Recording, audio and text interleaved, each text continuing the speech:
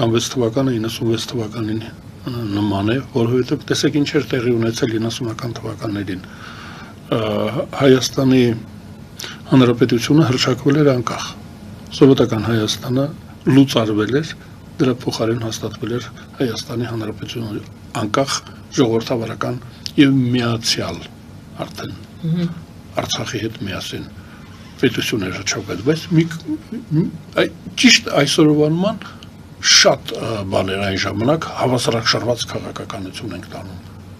Տեսեք, մենք հրաժարվեցինք չհարգեցինք Փարիզյան խարտյան, այսինքն սովետական միության լուծարման փաստաթուղթը կոչվում է Փարիզյան խարտիա։ Փարիզում նոյեմբերի 23-ին 90 թվականի սովետական միությունը հրաժարվեց 14 հանրապետություններից, Ռուսաստանը արդեն դուրս էր եկել սովետական միության կազմից ու հրաժարվեց, բաց թողեց 14 հանրապետություններին եւ մի կարևոր կետ կար, բանակը հանում է 14 հանրապետություններից, բանակը, այսինքն Ռուսաստանը իր զինված ուժերը հանում է 14 հանրապետություններից, Հայաստանի Հանրապետությունը չհանեց ռուսական բանակը, այսինքն մենք ՆԱՏՕ-ին, Ամերիկայի Միացյալ Նահանգներին, Եվրոմիությանը այն ժամանակ ասացինք, որ մենք չենք հարգում ձեր ստորագրությունը, ռուսական բանակը պետք է մնա Հայաստանում, ձեր դեմ կռվելու համար, մենք ՆԱՏՕ-ին դեմ ենք, Եվրոմիությանը դեմ ենք, Ավստրալիային, Ճապոնիային, Նոր Զելանդիային, Կանադային դեմ ենք, պետք լինի ձեզ կխփենք, բանակ ենք պահում, ռուսական բանակը պահում ենք Հայաստանում։ Դա շատ կարևոր էր։ Այդ բոլոր պետությունները, ովքեր որ ստորագրել էին, որ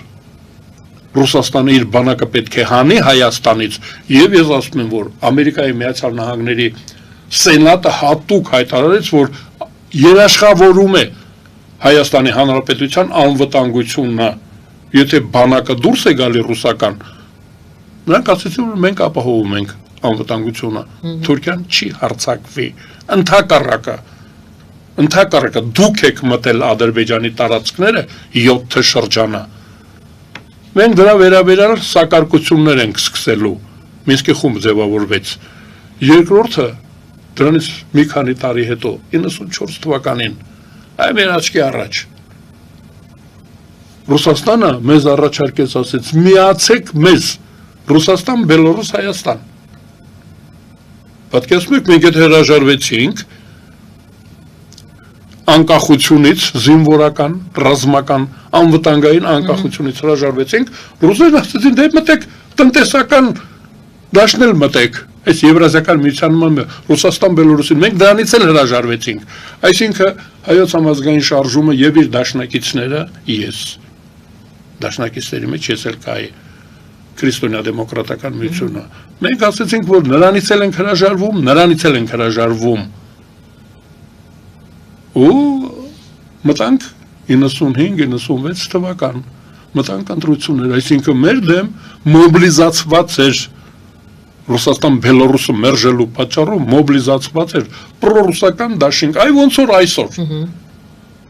այ որ ցանկը նայում ես, սերը տարիքը ծրագրերը այդ կուսակցությունների, դրանք ընդհանրապես նույն տարածքում, նույն հեկտարի վրա իրար հետ իրավունք չունեին լինելու, բայց նրանք հիմա միասին են, պատկերացեք Սերժ Սարգսյանը, Ռոբերտ Քոչարյանը, Սամվել Կարապետյանը միասին են, եւ մյուսների անունները չեմ տալի, որովհետեւ անկարևոր եմ համարում, այնքան թույլ ազդեցություն ունեն մյուս ուժերը։ 96 թվականը ծնվեց բանակը չհանելուց, մենք նեղացրեցինք Արևմուտքին եւ նեղացրեցինք Ռուսաստան, Բելորուսին։ Թիրախավորվեցինք երկուսին, այն կոմպլիմենտար հետո դարձավ, հիմա էլ բալանսավորված, այն ժամանակ բալանսավորեցինք ու երկու կողմից մեզ խոցեցին, այսինքն անհնար էր, որ Հայաստանում այդ թափանցիկ, այդ հիբրիդային, այն ժամանակ չէինք, հիբրիդային չէ, ուղղակի դիվերսիա սկսվեց Հայաստանի դեմ, Եվ պատկերացրեք, ես հիմա նրանց անունները չեմ ուզում տալ, ովքեր էին ազգային ժողովը գրոհում, կենտրոնական ընտրական հանձնաժողովը գրոհում էին, ժողովրդավարական պետություն նշանակում է կենտրոնական ընտրական հանձնաժողով, իշխանության ռոտացիա, չէ, եթե դուք դա գրոհում եք, նշանակում է շատ լուրջ են ձեզ ներարկել, պետությունն եք դուք ոչնչացնում, հարձակվեցին պետության վրա,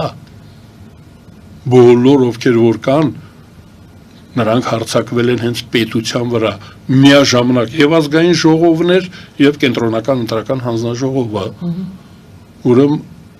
չկայացած պետությունները, Հայաստանի Հանրապետությունը դատապարտեց ինքն իրեն,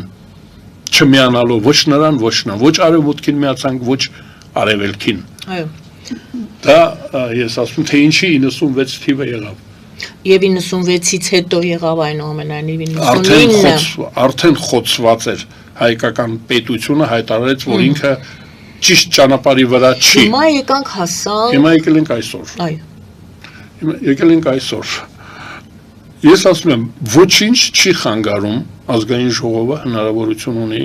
օրենք ընդունելու կուսակցությունների մասին։ Դա շատ հասարակ բան է, ֆինանսավորումը, կուսակցությունները պետք է ֆինանսավորվեն,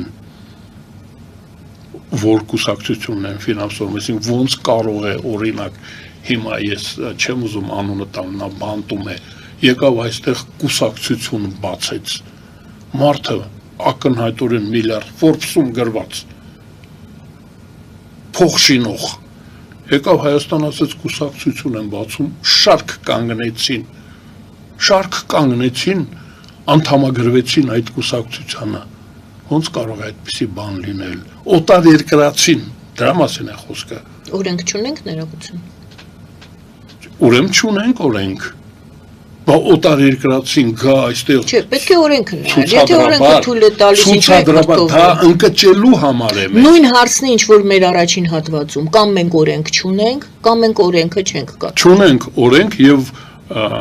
ովքեր որ դա օրենքը պետք է ընդունեն, նրանք էլ չեն ուզում ընդունել։ Նրանք ուզում են, որ դա լինի իրենց հակառակորդը։ Նրանք ուզում են, որ չկայանա հայկական պետությունում ժողովրդավարությունը։ Այսինքն, եթե հիմա Սամվել Կարապետյանը մանավանդ անունը, դա գիտեք ինչքան տգեղ է, դա սոցիալ-դեմոկրատներ են, ազատ դեմոկրատներ են, չգիտեմ, միապետականներ են, անարխիստ են, մանարխիստ են, ինչ են, չի ասում, մեր ձևով։ Այդ նույնը որ տրեխներ, այսինքն հակնեն այդ անլվա քաղաքականություն եք մտնել, հարգեք քաղաքական կուլտուրան, մեր ձևովը որն է, ապրելու երկիր։ Ուժեղ Հայաստան կարծեմ վերաձևակերպվեց։ Չէ, շարժումը կուսակցությունը։ Դե տեսնում եք էլի ուժեղ թույլ, այսինքն դուք ինչ, դա է կանոնը, երթևեկության կանոնները հարկավոր է հարգել։ Հիմա օրենքը ոնց է թույլ տալիս, որ այդպիսի անունով կազմակերպությունը հանդես գա։ Դա հանցագործության մասին քաղաքական հանցագործություն է։ Իդեպ ես ասեմ 1990 թվականին, 91-2 թվականին, եթե մենք գնահատականը տայինք նախորդ իշխանությունների, մենք գնահատականը տայինք, ով զրկեց Հայաստանը անկախությունից, որ մենք էլ անկախ հռչակեցինք։ Այդ Զավթիչի անունը պետք է տայինք, չէ՞ ասենք, որ Հայաստանը անկախ ենք հռչակում, 2.5 միլիոն Հայաստանի քաղաքացի Հայաստան հռչակեց անկախ։ Հաջորդ քայլը պետք է ով էր զրկել, ումից անկախացանք։ Բռնազավթիչը ով էր։ Այդտեղ պետք է մի ձևակերպում վերականգնել անկախությունը։ Այդ ձևակերպումը առ այսօր մենք չունենք։ Մենք ունենք 30 տարվա, կամ քանի տարվա պետականություն, չէ՞։ Մենք չենք հիշում այդ, մենք չենք, չէ՞, դուք հասկացաք ինչի մասին է խոսքը։ Այո։ Մենք ասում ենք, մենք տոնում ենք 30-ամյակը կամ 35-ամյակը, 36-ամյակը մեր